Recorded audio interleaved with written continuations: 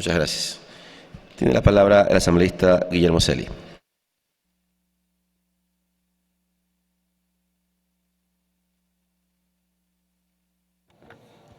Buenas noches, señor presidente, colegas legisladores.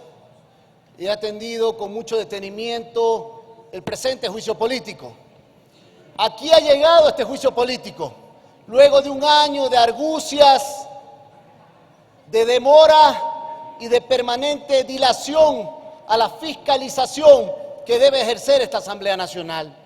Por eso quiero ser muy claro en el presente juicio político e iniciar anotando las argumentaciones constitucionales que dan lugar al mismo. Artículo 131 de la Constitución de la República del Ecuador, en concordancia con el artículo 154, numeral 2, porque el eje rector del presente juicio político es precisamente el incumplimiento de funciones de la ex canciller y su responsabilidad política al mando de la Cancillería de la República cuando ella ejercía dichas funciones. Quiero, para conocimiento de todos ustedes, colegas legisladores, anotar lo que el jurista, el doctor Hernán Salgado Pesante, en su ensayo Teoría y Práctica del Control Político, el juicio político en la Constitución ecuatoriana, señala: el control político entraña siempre una decisión política basada en razones políticas. Eso es lo que venimos a jugar, obviamente con argumentaciones claras, obviamente con pruebas, y aquí vamos a establecerlas. Colegas legisladores, quiero señalar también que el artículo 154, al respecto de cuáles son las obligaciones constitucionales de un ministro de Estado, señala: primero, ejercer la rectoría de las políticas públicas del área a su cargo y expedir los acuerdos y resoluciones administrativas que requerirá su gestión. 2.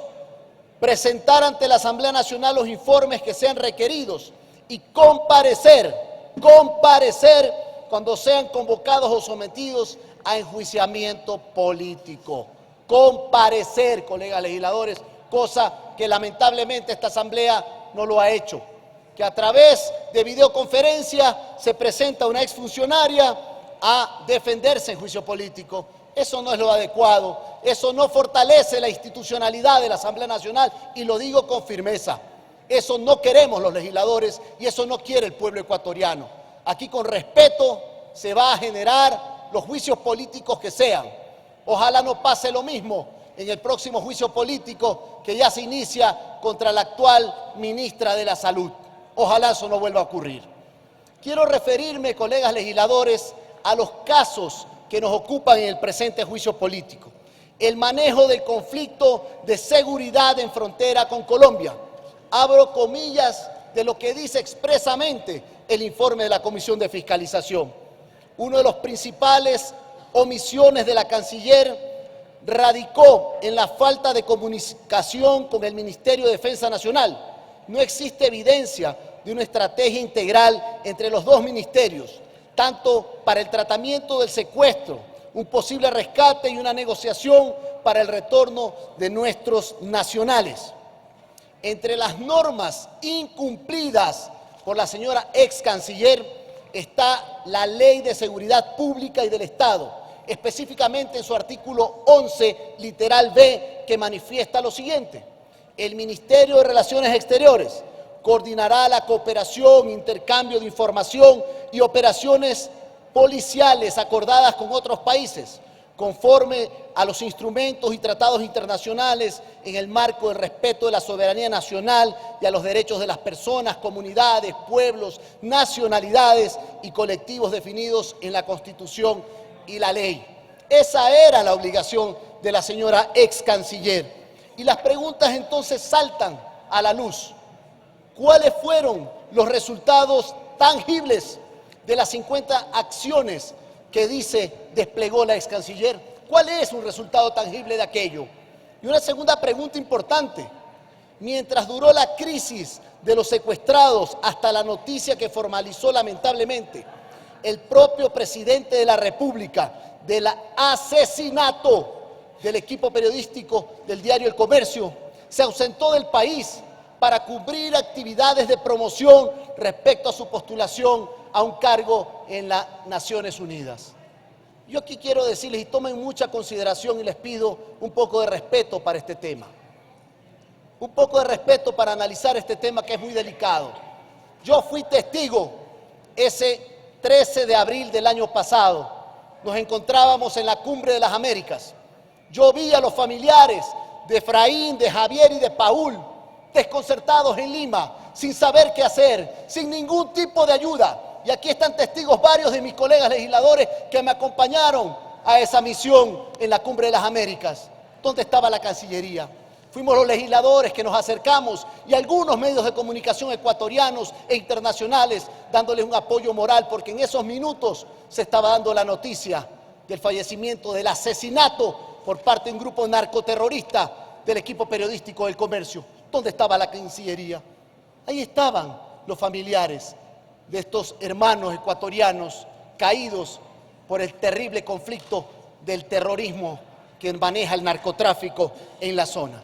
Yo sí quiero hacer un homenaje a Yadira Huagallo, novia de Paul, mujer valiente, ecuatoriana que ha defendido un principio, que es el principio de defender los derechos humanos de aquellos hermanos ecuatorianos que cayeron asesinados vilmente y donde no han tenido sus familiares un apoyo contundente en su momento por parte de la Cancillería y de la ex canciller, la señora Espinosa. Quiero también tratar de las irregularidades en el caso de Julian Assange. Abro comillas de lo que dice el informe de la Comisión de Fiscalización. En este caso en particular, otorgar la nacionalidad a un prófugo de la justicia y posteriormente gestionar su designación como funcionario diplomático ecuatoriano produjo un malestar frente al gobierno de Gran Bretaña, el mismo que inclusive niega rotundamente la acreditación de Assange como diplomático. Estos antecedentes detallados que los acabo de manifestar acontecieron cuando la señora ex canciller fungía y tenía las atribuciones de canciller de la República, y al punto que el propio presidente de la República, el actual presidente de la República, se pronunció que la decisión de otorgarle la nacionalidad ecuatoriana al señor Assange fue inconsulta y arbitraria. La pregunta es, ¿quién estaba en funciones de Cancillería? La señora ex canciller Espinosa. Quiero también señalar cuáles han sido los hallazgos fundamentales en el juicio político. Primero, el oficio de 26 de abril del 2019 del Registro Civil evidencia una serie de irregularidades, tales como no se continuó con el proceso de cedulación, es decir, no existió la cédula impresa, no existió archivo fotográfico del señor Assange, tarjeta índice y tarjetas dactilares y certificado biométrico. ¿Se violó o no se violó el mandato constitucional y legal? ¿Se inobservó y se incumplió funciones, sí o no? Y adicionalmente, aquí está una prueba que es clave, la declaratoria de lesividad con resolución ministerial número 42 por parte del actual canciller Valencia, de 10 de abril del 2019, en que declara lesivo el acto contenido en la resolución 01 del 12 de diciembre de 2017, mediante la cual se dispuso otorgar la carta de naturalización al señor Assange. Esa es la realidad procesal en este juicio político. Esa es la realidad de lo que ha acontecido. Aquí no estamos hablando más que lo que ha pasado durante el ejercicio de funciones de la ex canciller. Y aquí no nos rasguemos las vestiduras. Y aquí yo quiero decir algo que es importante.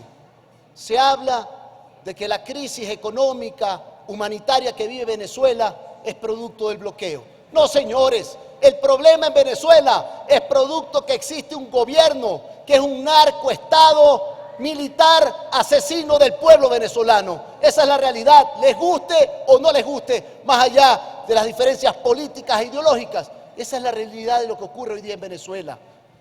Y tiene un minuto, ese señor paso. asambleísta. Muy bien, voy a concluir, señor presidente. Definitivamente, en el presente proceso de juicio político ha habido incumplimientos claros de parte de la ex canciller Espinosa. Nuestro bloque, el bloque de Suma, votará a favor de la censura de la ex canciller, haciendo una acción fiscalizadora responsable, respetuosa, pero firme con los intereses de los ecuatorianos. No es posible, señor presidente y colegas legisladores, que en el caso Assange se hayan dilapidado y malgastado 7 millones de dólares, 7 millones de dólares de los ecuatorianos, para malgastarlo en un señor que bastante problema nos ha traído a los ecuatorianos, mientras que los jóvenes estudiantes que no han podido pagar su crédito educativo, hoy día tienen que caer en central de riesgo, en la coactiva que les impide inclusive salir del país y tener un empleo digno y bien remunerado. Esa es la realidad y en eso tenemos que preocuparnos en esta Asamblea Nacional, de la gente más sencilla y humilde, de los jóvenes, de los estudiantes y de la familia ecuatoriana. Muchísimas gracias, señor presidente, colegas legisladores.